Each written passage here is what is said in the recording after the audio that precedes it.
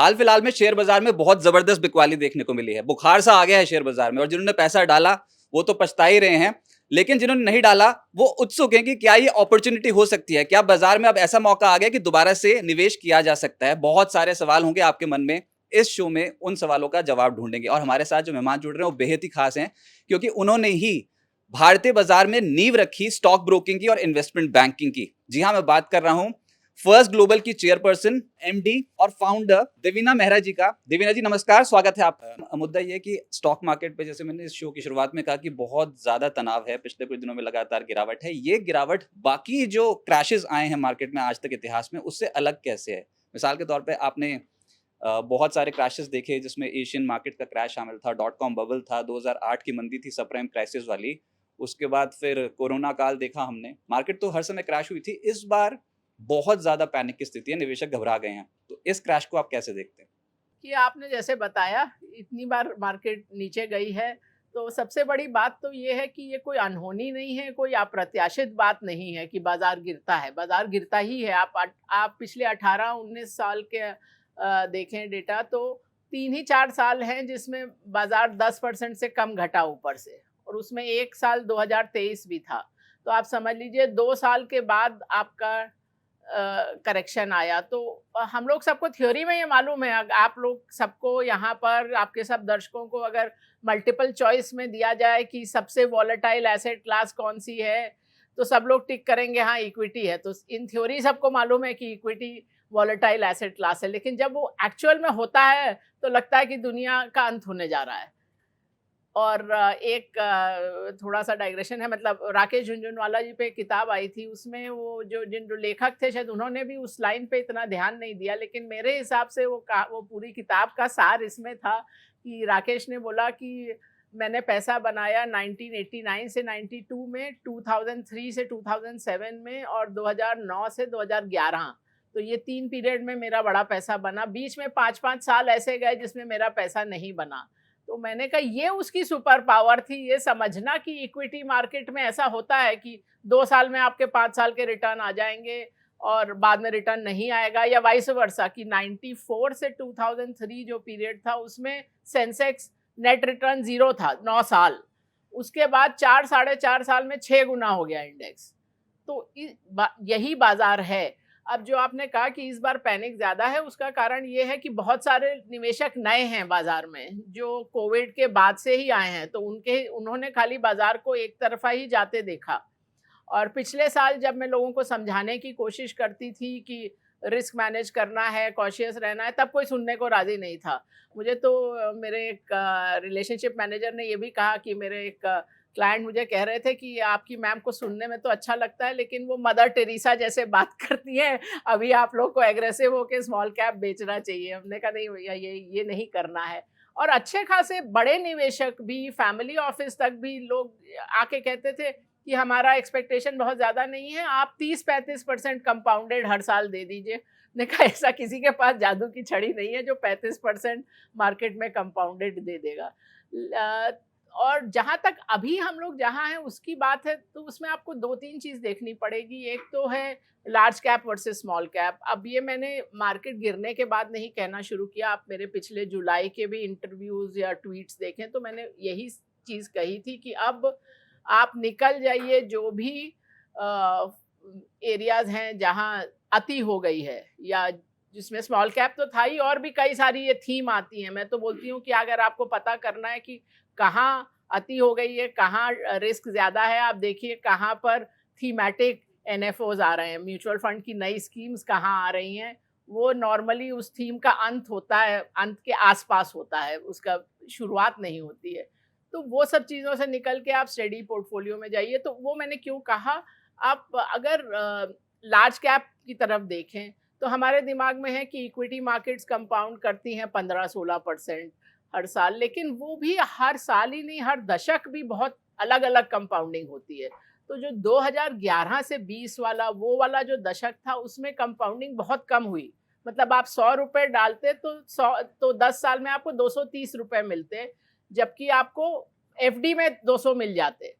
तो वो जो इतना कम रिटर्न दिया, उसके कारण ये कोविड के बाद से जो दुगने से ज़्यादा हुआ बाज़ार वो हुआ। लेकिन अभी भी ऐसा नहीं है कि आप अगर सेंसेक्स निफ्टी जैसा देखें तो वो ट्रेंड लाइन से बहुत ऊपर है। तो वो जो बड़ा क्रैश आता है जिससे आप उबर नहीं पाते बहुत समय तक, वो आता है जब आप ट्रेंड लाइन से बहुत ऊपर हो। वो स्थिति अभी नहीं है। तो इसलिए जो लोग ये सोच रहे थे कि करेक्शन आएगा तो निवेश करेंगे, तो ये निवेश करने का समय है। एक चीज़ और मैं ऐड करूँ कि मैं हमेशा, लोग बोलते हैं कि कई बार स्पेशली जो यंग लोग होते हैं कि मैं अभी 25 साल की हूँ, अभी अच्छा जॉब है, तो सबका सब इक्विटी में लगा दूँ। नहीं, आपको सबका सब कभी भी इक्विटी में नहीं लगाना चाहिए, हमेशा एसेट एलोकेशन करना चाहिए और इक्विटी ऐसा पैसा होना चाहिए जो 8-10 साल कम से कम आपको हाथ नहीं लगाना पड़े। और तो बीच में अप्रत्याशित खर्चे आते ही हैं, आपकी नौकरी छूट सकती है, आपको और आगे पढ़ाई करनी है, घर में कोई मेडिकल इमरजेंसी आ गई, तो सब का सब इक्विटी में मत लगाइए और एसेट क्लास में भी हमेशा लगाइए। लेकिन अब ये समय है कि जो भी आपका इक्विटी एलोकेशन है, जो भी आप चाहते हैं कि इक्विटी में लगे, चाहे म्यूचुअल फंड में या डायरेक्टली स्टॉक मार्केट में, वो अब निवेशित रहने का समय है। और उसमें मैं एक चीज़ और ऐड करूँ कि हम लोग सब समझते हैं कि निवेश करने में खतरा है लॉस का, लेकिन निवेश ना करने का भी एक रिस्क और एक खतरा होता है, और वो ये होता है कि आप मार्केट का अपमूव मिस करेंगे। तो हमने देखा जब से सेंसेक्स शुरू हुआ, तो 40 साल से ज़्यादा हो गए, उसमें अगर आप 10 सबसे अच्छे दिन निवेशित नहीं थे, तो आपका 2/3 रिटर्न निकल जाता है। मतलब आप समझिए, जो आपका 100 रुपये, समझ लीजिए अगर 75,000 होता इतने 40-44 साल में, तो वो 25,000 ही है। और अगर आपने 30 सबसे अच्छे दिन मिस कर दिए, तो वो 90%, 90% रिटर्न निकल जाता है। फिर आप 7,000, साढ़े 7,000 पे आ जाते हो। तो ये, और ये जो एकदम शार्प ऊपर का मूव होता है, वो तब नहीं होता जब सब लोग खुश हैं कि सब अच्छा ही अच्छा है, जैसा कि 2024 में प्राय था। वो तभी होता है कि जब ये लोग प्रश्न ही पूछ रहे हैं कि निवेशित रहना चाहिए या नहीं, एसआईपी बंद कर दें या नहीं। तो जब डर का माहौल होता है तभी ये होता है। जो इतने शार्प जो अप मूव होते हैं, वो तेजी वाले मार्केट में नहीं आते हैं, वो मंदी के बाद ही आते हैं। तो इस बार का जो डर पैदा हुआ है स्टॉक मार्केट में, क्या वो समझते हैं कि वो डोनाल्ड ट्रंप की वजह से हुआ है? अच्छा भला चलता मार्केट एकदम से गोता लगा गया।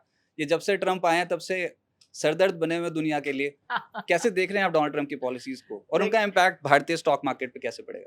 देखिए, भारतीय स्टॉक मार्केट का तो ट्रम्प से इतना सीधा-सीधा लेना-देना नहीं था, मतलब कि वो तो पहले ही गिरना शुरू हो गया था ट्रम्प जी के आने के पहले। अब ट्रम्प का जहाँ तक सवाल है, मुझे तो बाज़ारों से ज़्यादा पूरे विश्व के लिए डर लगता है, क्योंकि वो हर ही चीज़ को इस तरह से हिला रहे हैं कि इतनी चीज़ें जो एक तरह से दूसरे विश्व युद्ध के बाद हमने सोचा था कि ऐसी दुनिया है, अब वो सारी चीज़ों पे अब प्रश्न चिन्ह लग गया है, क्योंकि वो कोई भी मल्टीलैटरल चीज़ को मानने को तैयार नहीं है, चाहे वो वर्ल्ड हेल्थ ऑर्गेनाइजेशन हो, चाहे यूएन हो, चाहे डब्ल्यूटीओ जो ट्रेड का है। अभी मैंने अपनी वित्त मंत्री की एक इंटरव्यू देखा था, उसमें वो यही कह रही थी कि अब मल्टीलैटरल ट्रेड का कोई ज़माना नहीं रहा, अब हम सबको एक-एक देश को दूसरे देश से कोई ना कोई समझौता करना पड़ेगा बायलैटरली। तो ये सब तो अब मतलब विश्व में आप समझिए तो बहुत कुछ अनस्टेबल हो गया है, आपको मालूम नहीं कि अब इसके अंत में क्या होगा, तो मेरा डर ज़्यादा उस तरफ है। और जहाँ तक अमरीकी बाज़ारों का सवाल है, एक चीज़ और है कि मैं हमेशा बोलती हूँ कि आपको भारत के बाहर भी निवेश करना चाहिए, बहुत ज़रूरी है। मैं एक एक ये आंकड़ा ज़रूर देती हूँ कि जब मैंने काम करना शुरू किया था तो डॉलर 12 रुपया था। तो आप समझिए एक करियर से कम में इतना डेप्रिसिएशन हो गया, ऑलमोस्ट 90% डेप्रिसिएशन हो गया। तो जब आप अपने ये लक्ष्य और गोल की बात करते हैं जो 10, 20, 30, 40 साल बाद का है, तो उसमें आप ये आंकड़ा नहीं भूल सकते। लेकिन विश्व का मतलब अमेरिकी बाजार नहीं होता। तो अमेरिकी बाजार का जहाँ तक सवाल है, पिछले 10-12 साल में बहुत आउट परफॉर्मेंस रहा। हमारे दिमाग में था कि कभी ना कभी वो आउट परफॉर्मेंस खत्म होगा, और मुझे लगता है कि ट्रम्प सरकार आने से वो टाइम कम हो गया है। आप अभी देखिए तो यूरोप ने आउट परफॉर्म करना शुरू कर दिया है, तो वो एक विश्व के बाज़ारों के लिए, बाकी विश्व के लिए जैसा मैंने कहा कि थोड़ा स्टेबिलिटी पर ही प्रश्न चिन्ह लग गया है, क्योंकि जो चीज़ें आपने टेक फॉर ग्रांटेड की थी कि ऐसा ही चलेगा, वो बहुत सारी चीज़ें अब हट गई हैं, आपका एक तरह से नींव हिला दिया है। अच्छा, पर फाइनेंशियल एक्सपर्ट्स के लिए तो फिर भी थोड़ा आसान होगा, लेकिन एक आम आदमी के लिए उतना आसान है नहीं। कह तो रहे हैं मार्केट में करेक्शन आ जाए तो ये सही मौका है खरीदने का, लेकिन खरीदना आता किसको है? और जो खरीदे वो पिछली बार का ही डरा पड़ा है अभी तो बेचारा, 45% पोर्टफोलियो नीचे है। तो खरीदें तो कैसे खरीदें? स्टॉक्स का सिलेक्शन कैसे करते हैं? और जैसे अभी कोई किसी को स्टॉक खरीदना हो तो अपने पड़ोसी से पूछता है, अपने यार दोस्त से पूछता है, नहीं तो टीवी देख लेता है, नहीं तो न्यूज़पेपर पढ़ लेता है, बस इतना ही। तो बुक्स थोड़ी कोई पढ़ के स्टॉक खरीदेगा। तो पिछले साल तक तो ऐसा था कि जो खरीदो वो चल जाता है, जिस आईपीओ में पैसा लगा दो बन जाता था फटाफट। लेकिन अब बहुत घबरा गए निवेशक। देखें क्या स्टॉक मार्केट पे कौन से स्टॉक्स का चयन करना चाहिए? देखिए, स्टॉक को मार्केट में आपको चयन करना अगर ठीक से नहीं आता, आप किताबें पढ़ने को राज़ी नहीं हैं, तो फिर खुद से निवेश मत करिए। फिर आप कोई प्रोफेशनल के थ्रू ही करिए, mutual fund, PMS, financial adviser. मैंने एक चैप्टर अपनी किताब पे इस पे भी लिखा है कि आपको DIY, do it yourself investor होना भी चाहिए कि नहीं।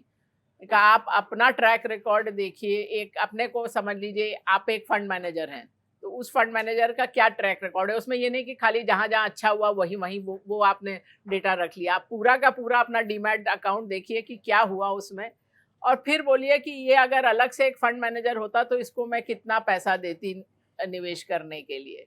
और अगर उसको ज़्यादा पैसा नहीं, बाकी फंड मैनेजर जितना अच्छा उसका ट्रैक रिकॉर्ड नहीं है, तो आप कम से कम 100% तो वहाँ मत दीजिए। अगर आपको चाहिए कि हाँ, दोस्तों से बात करनी है व्हाट्सएप ग्रुप में, पार्टी में, तो फिर उसका खेलने के मनी जैसा आप उसको समझिए कि अपना 10-15% मैं खुद से निवेश करूँगा और बाकी का फिर आप किसी प्रोफेशनल के थ्रू करिए, क्योंकि इसका कोई आसान उत्तर नहीं है कि आप बिना पढ़े लिखे आप जैसे तैसे करेंगे तो आपका चयन ठीक होगा। और वो उस समय जब तेजी होती है तब, वही मैंने कहा, कोई सुनने को रेडी नहीं होता है कि क्या करना चाहिए।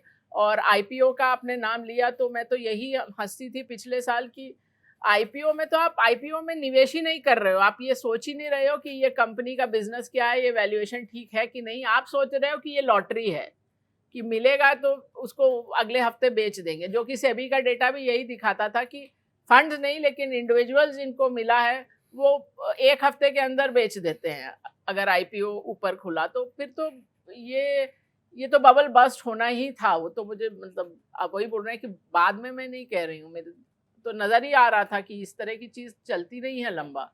और जहाँ तक स्मॉल कैप की बात है, ये भी हो सकता है कि कोई चीज़ जो 40% घट गई है फिर भी आपको उससे निकल जाना चाहिए। देखिए, इंडेक्स अलग चीज़ होती है और स्टॉक अलग चीज़ होता है। जैसे कि 2021 में बहुत सारे नैस्डैक वाले ईटीएफ्स आए थे, उस समय मैंने कहा था इसमें मत निवेश करिए, उसके बाद अगले साल वो 40% गिर गए। तब कई लोग मेरे पास आए कि अब निकल जाएं। मैंने कहा कि देखिए, अब आपने गलत बाय डिसीजन तो ले लिया, अब कम से कम बेचने का सही डिसीजन लेंगे, क्योंकि बड़ा इंडेक्स 40% डाउन होने पर बेचने का कोई मतलब नहीं। लेकिन इंडेक्स स्टॉक हो सकता है 30, 50, 60% नीचे होने पर भी आप बेचना ही बेहतर है। कई बार लोग सोचते हैं कि मेरा 100 वाला अभी 65 हो गया है या 55 हो गया, जब 100 वापस होगा ये स्टॉक तो मैं इसको बेच दूंगी। लेकिन वो गलत सोच है। मार्केट को कोई लेना देना नहीं है आपने किस भाव पे खरीदा है। और दुनिया में और खासकर कि भारत के बाजार में बहुत से स्टॉक्स हैं जो कभी उस भाव पे वापस आते ही नहीं है, और कई तो मतलब शून्य में विलीन हो जाते हैं। आप यही समझिए कि 4-4.5 हजार स्टॉक्स आज की डेट में ट्रेड होते हैं। आप टोटल लिस्टिंग आज तक की निकालिए तो उससे कई गुना है। 1990 के दशक में एक साल में कुछ 1200 आईपीओ आए थे, एक साल में 1300 आईपीओ आए थे, वो बहुत सारी कंपनी गायब ही हो गई। तो आपने खरीद लिया है तो हमारे ये सब हमारे सोचने में एक तरह से आप समझ लीजिए एरर होता है कि हम चाहते हैं कि उसी से वापस बनाए। कोई फर्क नहीं पड़ता, वहाँ खराब है वो स्टॉक, अभी भी निकल जाइए और ऐसी जगह जाइए जहाँ से आपका ये 65 से 100 वापस जाने का की संभावना ज़्यादा हो, रादर देन कि उसी स्टॉक से या उसी फंड से या उसी स्ट्रैटेजी से निकालना है पैसा। अब पिछले साल बहुत लोगों ने लार्ज कैप एसआईपी बंद करके उसको स्मॉल कैप में डाल दिया था। तो आप एसआईपी चालू रखिए, लेकिन ज़रूरी नहीं कि आप स्मॉल कैप ही एसआईपी में डालें। तो ये ब्रॉडली आपको वो देखना पड़ेगा, क्योंकि स्मॉल कैप अगेन बहुत सारे निवेशक नए हैं, उनके पास ये डेटा नहीं है कि 2008-9 में स्मॉल कैप इंडेक्स 80% गिरा था, मतलब 78% एग्जैक्ट नंबर मैं लूँ तो। और उसके बाद वो इंडेक्स का लेवल आते आते 8 साल लगे थे, और वो भी खाली थ्योरी में आप कह रहे हो कि इंडेक्स वापस आया, क्योंकि वो 8 सालों में इंडेक्स लगभग पूरा बदल गया था। तो वो जो स्टॉक गिरे 2008-9 में, वो बहुत सारे कभी वापस नहीं आए। और उसके बाद एक और बड़ी तेजी आई थी स्मॉल कैप में 2017-18 में, फिर 18-19 में 2/3 इंडेक्स गिरा। तो ये तो उसकी फितरत ही है। ये सब डेटा मैंने पिछले साल ही से मैं दे रही हूँ, अभी नहीं मैंने निकाला है। तो मेरे आप पिछले भी ट्वीट्स देखिए, तो मैंने यही कहा था कि ये जो रिस्क, ये डेंजर, ये खतरा जो है स्मॉल कैप का, वो लोग समझ नहीं रहे हैं। तो अभी भी वही कह रहे हैं कि कई स्टॉक्स वापस ही नहीं आते हैं। आईपीओज में भी आप देख लीजिए, एक तो खैर बड़ा मशहूर उदाहरण है रिलायंस पावर का, कि आईपीओ में इतना ओवर सब्सक्रिप्शन हुआ और वो कंपनी जीरो पे आ गई। पर इवन जैसे आप डीएलएफ देखिए, डीएलएफ का जो आईपीओ प्राइस था वो दशकों तक वापस नहीं आया। कंपनी चलती रही, लेकिन आईपीओ का में जितना किसी स्टॉक के लिए डिमांड है या लोग अप्लाई कर रहे हैं या ओवर सब्सक्राइब हो रहा है, उससे कुछ आपको नहीं आप धारणा बना सकते कि ये कंपनी अच्छा करेगी या नहीं। आपको एक और उदाहरण दूं जो लोगों को मालूम नहीं है, कि इन्फोसिस का जब आईपीओ आया था वो अंडर सब्सक्राइब हुआ था, वो पूरा भरा ही नहीं था। वो जो अंडर राइटर्स थे उनको भरना पड़ा था, और उनका बाद में बहुत पैसा बना। तो ये तुमने स्मॉल कैप और आईपीओ की बारे में बात की, जी ब्लू चिप्स की बात करते हैं, लार्ज कैप स्टॉक्स की। जी मैम आजकल सोशल प्लेटफॉर्म्स पे बहुत सारी खबरें आती हैं। अभी हाल फिलहाल की खबर जो मैं ही देख रहा था, इंस्टा पे बहुत ज़्यादा फेमस हो गई, कि रिलायंस के शेयर निकल आए, किसी के ग्रैंड पेरेंट के किसी के शेयर निकल आए, और उसने इंस्टा पे डाल दिया बताने के लिए मेरे पास रिलायंस के शेयर हैं और इसकी वैल्यू इतनी हो सकती है। अब क्या ये बिल्कुल सही तरीका है कि रिलायंस, टाटा स्टील, इन्फोसिस, टीसीएस छोड़ दो, फॉरएवर छोड़ दो जनरेशंस के लिए, और पैसा बन जाएगा? Is it that simple? It's not that simple, because ये जो बोलते हैं buy and forget, blue chip खरीदो, और उसके पेरेंट्स ने या दादा दादी ने ये खरीदा था और अब उसका इतना पैसा बन गया, उसको एक चीज़ बोलते हैं सर्वाइवरशिप बायस, कि आप वही उनको ही देख रहे हो जो सक्सेसेस हैं, या उनको भूल गए जो रास्ते में गिर पड़े। एक तरह से आप देखिए, ओरिजिनल सेंसेक्स लिस्ट ही उठाइए ना, वो उस समय के ब्लू चिप थे, राइट? उसमें क्या क्या है? प्रीमियर ऑटोमोबाइल्स जो उस समय की फिएट गाड़ी बनाते थे, हिंदुस्तान मोटर्स जो एम्बेसडर गाड़ी बनाते थे, बाकी आपके ये टेक्सटाइल के शेयर हैं, शिपिंग के शेयर हैं, पेपर के शेयर हैं। ग्रुप्स में आप देखें तो ये सब है, Mafatlal group, JK group, Thapar group, Scindia group. वो उस समय के ब्लू चिप थे, और बहुत सारे लोग मुझे दिखाते भी हैं कि अरे देखो मेरे तो फादर के पोर्टफोलियो में सब जेके के ग्रुप के थे। और बाकी तो खैर जो एक तेजी वाले होते हैं वो तो उस पे तो मैं अलग से आऊंगी, लेकिन आप ये जो सो कॉल्ड ब्लू चिप थे, और उस समय मतलब जो पहला सेंसेक्स था उसमें 30 में से एक ही कंपनी थी जो 10 साल से कम की जिसका इतिहास था, वो तो इंडियन होटल। उसके अलावा सब पुरानी कंपनीज थी, दशकों पुरानी, पुराने ग्रुप। तो उस समय के ब्लू चिप वही थे, पर आप देखिए उसमें से कितने बचे। आप एक और समय देखिए, जब सेंसेक्स और निफ्टी में पीएसयूज भरे हुए थे, public sector companies, VSNL, MTNL, Indian oil, ONGC, HPCL, BHEL, so on. And फिर एक टाइम आया कि पीएसयूज को लोग भूल ही गए कि इसमें निवेश किया भी जा सकता है। तो ये तो फैशन आते जाते रहते हैं, और हम लोग खाली जो सक्सेस स्टोरी है वही याद करते हैं कि हाँ रिलायंस का था या हिंदुस्तान लीवर का लिया था तो वो इतना गुना हो गया। जो नहीं काम किया वो आप भूलते जाते हो। आप बैंक्स में ही देख लो, बहुत सारे लोग बोलते हैं एचडीएफसी बैंक में इतना कंपाउंडिंग मिला या कोटक महिंद्रा में इतना कंपाउंडिंग मिला।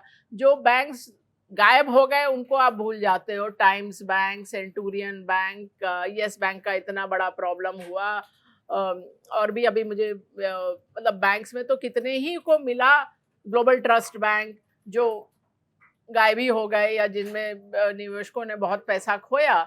तो ये खाली होता है कि हाँ आप खरीद के भूल जाइए। खरीद के भूलने से कोई काम नहीं होता। और इसका मैं एक चीज़ और आपको बताऊं कि आप एक्सेल पे भी बड़ी अच्छी परियों की कहानियां सुना सकते हैं। तो एक्सेल आप कोई भी किसी भी कंपनी का कोई भी रिसर्च रिपोर्ट उठा लें तो उसमें क्या होता है कि हर साल अर्निंग्स ग्रो हो रही है, प्रॉफिट हर साल ग्रो हो रहा है। और 10%। तो इस तरह की होती है कि अरे देखिए, अगर 15% ये कंपाउंड करेगा प्रॉफिट अगले 20 साल, तो इतना हो जाएगा प्रॉफिट और उसमें इतना मल्टीपल और ये वैल्यू हो जाएगी। इस तरह की बहुत सारी आपको कहानियां मिलेंगी।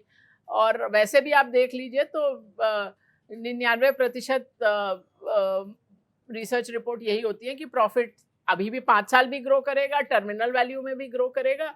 लेकिन आप असल में देखिए ये कि 4,000 से ज़्यादा कंपनी ट्रेड करती है, तो ज़ीरो से ज़्यादा प्रॉफिट रिटर्न करने वाली, ज़ीरो से ज़्यादा प्रॉफिट ग्रोथ वाली, I am not even saying कि 5% 10%, बट ज़ीरो से ज़्यादा प्रॉफिट ग्रोथ हर साल करने वाली ये 4,200 कंपनीज में से 10 साल आप गेस भी नहीं कर पाएंगे कितनी कंपनीज हैं, अनलेस आपने मेरी किताब में पढ़ा हो। मैंने पढ़ रखी है, हाँ, मेरे को पता है कि 17 सिर्फ एक कंपनी ही है। नहीं, 10 साल 17 कंपनी, 10 साल 17 17 कंपनी। और ये नंबर ऐसा नहीं है कि ये इसी पीरियड में आया, हम ये एक्सरसाइज 10 साल 15 साल 20 साल पहले भी कर चुके हैं। तो कभी 22 कंपनी आती हैं, कभी 24 कंपनी आती हैं, उसी रेंज में आती हैं। और जो 20 साल प्रॉफिट कंपाउंड हर साल, मतलब कंपाउंड क्या मतलब, जीरो से ज्यादा एक ही कंपनी है, HDFC बैंक। तो वो किसी को नहीं मालूम रहता कि कौन सी कंपनी ऐसा रिटर्न देगी, या इवन जैसे मैंने कहा कि प्रॉफिट ग्रो ही करेगी, ये भी नहीं कि 10% हर साल, मतलब प्रॉफिट जीरो से ज्यादा ग्रोथ दिखाएगी, वो ही कंपनियां इतनी कम है। तो जो भी आपको ये बता रहा है ना कि मुझे मालूम है 15 साल में क्या होगा, कंपनी को नहीं मालूम अगले साल उसका क्या प्रॉफिट होगा, और आप मतलब छाती ठोक के बोल रहे हैं कि मुझे मालूम है। तो ये मतलब आप, ये किसी के पास ये जादू की छड़ी नहीं है, ये क्रिस्टल बॉल नहीं है कि कौन सी कंपनी ये मल्टी बैगर होगी, बहुत साल तक कंपाउंडिंग देगी। वॉरेन बफे हम सुनते तो है ना, इतनी वेल्थ जनरेट करी है सिर्फ स्टॉक मार्केट से ही करी है, और उनका कितना फेमस स्टॉक है कोका कोला, लाइफ टाइम पड़े रहो, मतलब कैश फ्लो ही कैश फ्लो, कोका कोला तो बिकती है, ऐसी एप्पल। तो मैम ऐसे किसी भी इन्वेस्टर को फॉलो करके क्या पैसा बनाया जा सकता है? रजत, इसमें एक्चुअली तो काफ़ी सारे पॉइंट्स हैं, इसीलिए मैंने थोड़ा ये वाला चैप्टर मेरी किताब में थोड़ा लंबा है कि आपको फॉलो करना चाहिए कि नहीं। सफल निवेशकों को मैं 2-3 पॉइंट ही बोलूँगी। एक तो कि आप जो सोच रहे हैं वो कर रहे हैं, वो पहली बात है, वो कर भी रहे हैं कि नहीं। जैसे वॉरेन बफेट का बहुत सारे जिन्होंने ऊपर ऊपर से देखा है, वो बोलेंगे कि वो खरीदते हैं और बेचते नहीं हैं स्टॉक्स को, जबकि आप देखिए तो वो 85% जो खरीदते हैं वो 1.5-2 साल में बेच देते हैं, 50% से ज़्यादा 6 महीने में ही बेच देते हैं। बोलते हैं 70 साल के करियर में मेरे जो 10-12 स्टॉक पिक्स हैं, उन्हीं ने मेरा रिटर्न जनरेट किया है।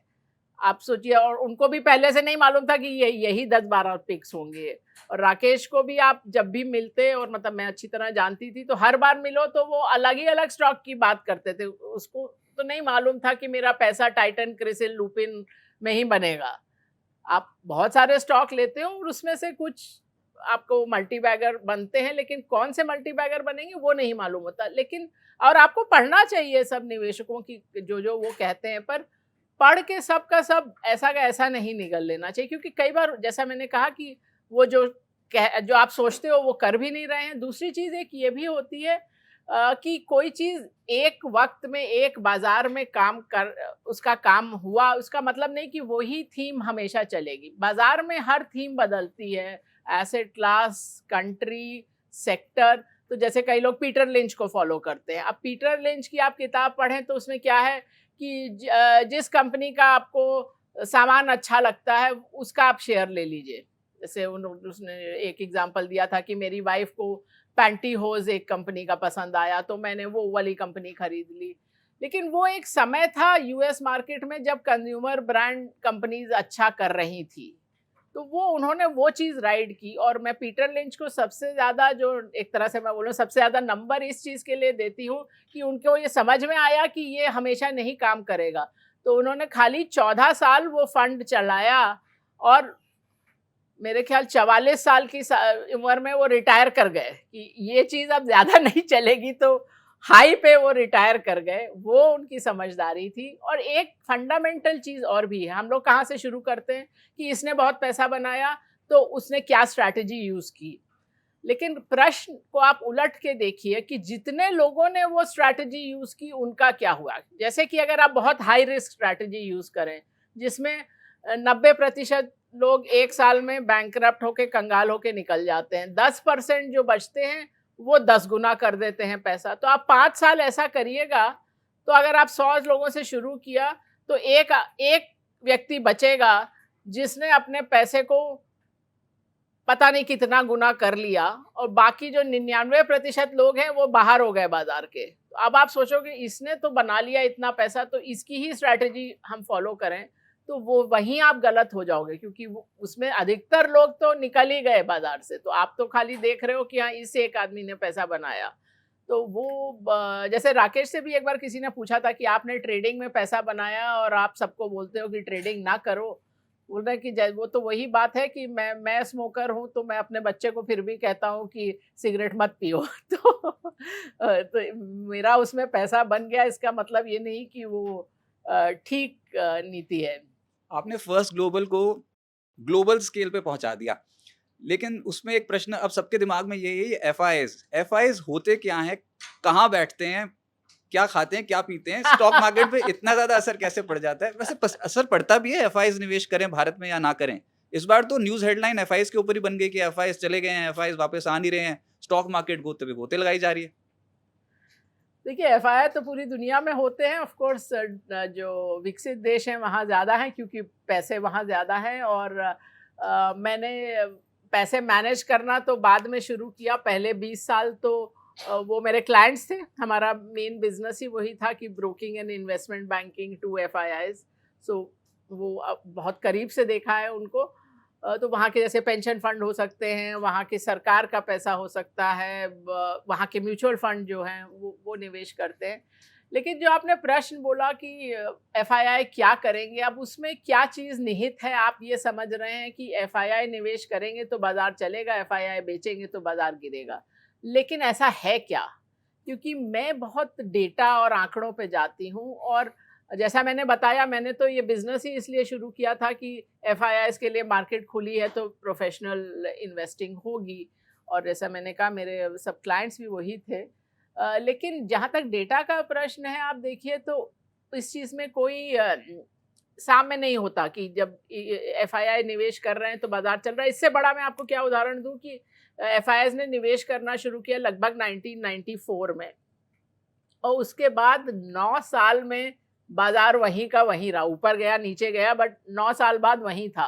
तो आप समझिए, उस समय तो म्यूचुअल फंड भी नहीं थे, रिटेल का पैसा भी नहीं था। तो आप बोलेंगे कि ये नया पैसा आ रहा है तो बाजार को तो कहीं का कहीं हो जाना चाहिए, लेकिन बाजार चला ही नहीं। और उसके बाद भी यही देखा है कि आप हर महीने भी देखें कि एफआईआईज़ ने खरीदा या बेचा, उसके अनुसार बाजार चला क्या। तो कभी कभी तो जैसा अभी हुआ कि हाँ, एफआईआईज़ ने बेचा, बाजार भी गिरा, पर ऐसा है नहीं। मतलब आप लंबे समय तक देखें तो वो कोरिलेशन नजर ही नहीं आता है।